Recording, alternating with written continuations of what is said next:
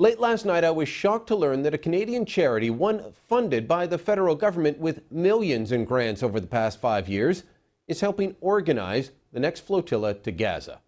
You remember the last run that so-called peace activists took at Gaza? May 31st, 2010. The Mavi Marmara, one of 6 boats attempting to run the Israeli naval blockade of Gaza, was intercepted by Israeli Defense Forces. The IDF asked the ship to alter course and dock at a nearby port. The promise was made that all aid supplies would be delivered to Gaza and its citizens once it was checked for weapons. Because, you see, that's why there is a naval blockade of Gaza, to stop ships bringing in rockets that had been raining down on Israeli homes with deadly consequences. The blockade stopped the rocket attacks. The so-called peace activists, they want the blockade ended. They loaded their ships with supplies, prepared for their journey and possibly death. But along the way, these so-called peace activists chanted and sang about conquering the Jews. فوسط الأناشيد التي تذكر بالانتفاضة الفلسطينية كان المشاركون يعبرون عن شوقهم للوصول إلى غزة. الآن نحن إما إحدى الحسنيين، إما الشهادة وإما الوصول.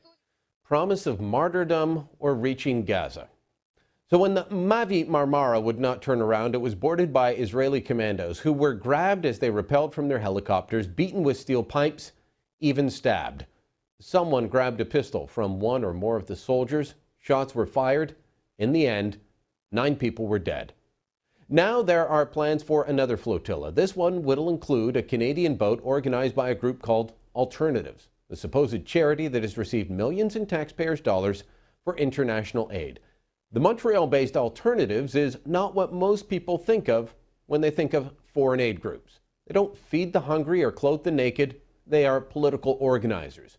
According to their website, they help the networking, building, and promoting of innovative initiatives in popular and social movements that are fighting for economic, social, political, cultural, and environmental rights. Now they're organizing radicals in this country to join radicals from around the world in taking on the only democracy in the Middle East, the only country in the region that gives rights to minorities, that respects the rule of law. They're partnering with radical Islam to attack an ally of Canada with your tax dollars. I wish this were an isolated group, but they're not. Our foreign aid system has bought into the idea of capacity building to such a degree that we are spending millions paying left-wing radicals from this country to train and organize left-wing radicals in other countries. I told you more battles were coming. This is just the latest one, and unfortunately, it won't be the last. And that's the byline. Joining us from Montreal to discuss this a bit further is Eric Duhaime, a columnist with Sun Media. Eric, you know Alternatives well. You know what's happening in Montreal. Are you shocked that this group and several other prominent Canadians are endorsing this so-called flotilla? Absolutely. I mean, I'm shocked, but not really surprised when you look at the track record of the Canadian government funding radical organizations from the left and anti-Israel groups all across Canada, particularly here in Quebec. And that group, not only do we give them millions over the last few years, but there's also the fact that currently, as we speak, they are fundraising for more money for that boat to Gaza, and they are doing it by advertising that they have a partnership and they receive aid from CEDA. So they're not only are they giving them money, but they're also, that group is using the Canadian government's backing to give them more credibility, to fundraise even more and have even more impact internationally.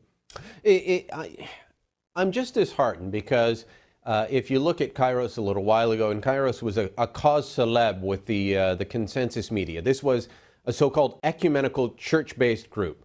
Really, it's part of the United Church, but other churches had partnered with it, the Anglican Church, the Catholic Church. But then they went away from, as I was saying earlier, what most people think of aid groups, feeding the hungry, clothing the naked, educating children, and they were just out there organizing politically. That seemed to be their main goal. And they got involved in this BDS strategy with Israel, which is what? Tell me about the BDS strategy. The BDS is a boycott, disinvest, and sanctions against Israel.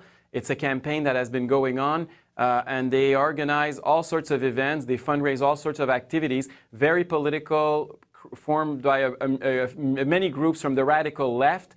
Currently in Montreal, we have a huge battle with those guys. They've been boycotting a store for the last 8 months. Every single week, they're going there, they're protesting the best hours of the week for that. The guy, the poor merchant that is trying to sell shoes on Saint Denis Street, downtown Montreal.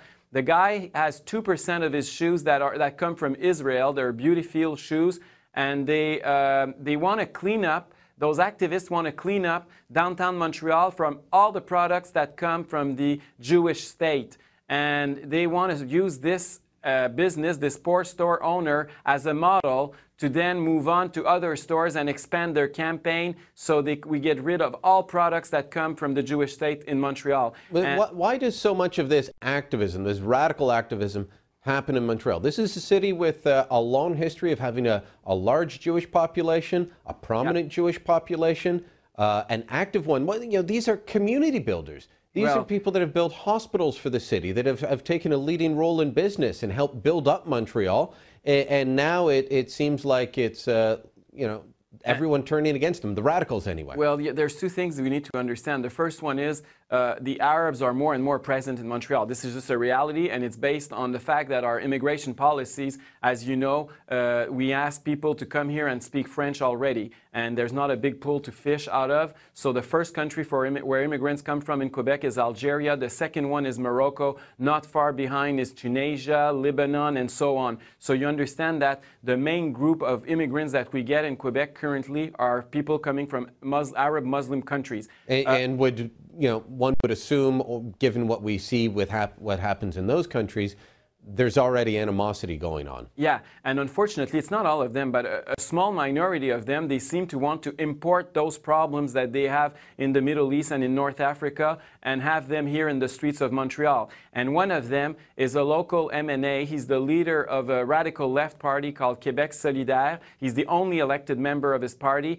He's on the plateau, so it's the hip-hop French neighborhood downtown Montreal. And he is one of those who actually participates to those protests against to boycott that store in his constituency.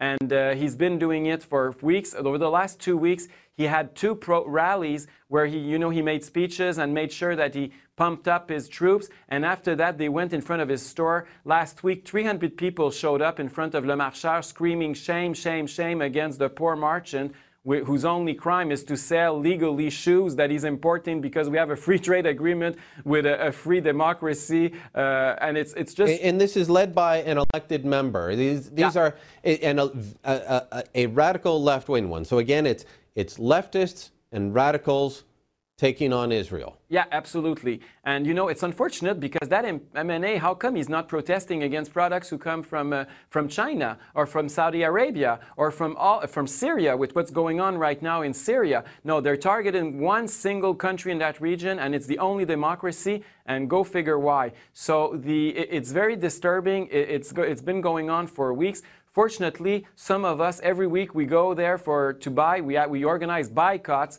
so to counterbalance that boycott.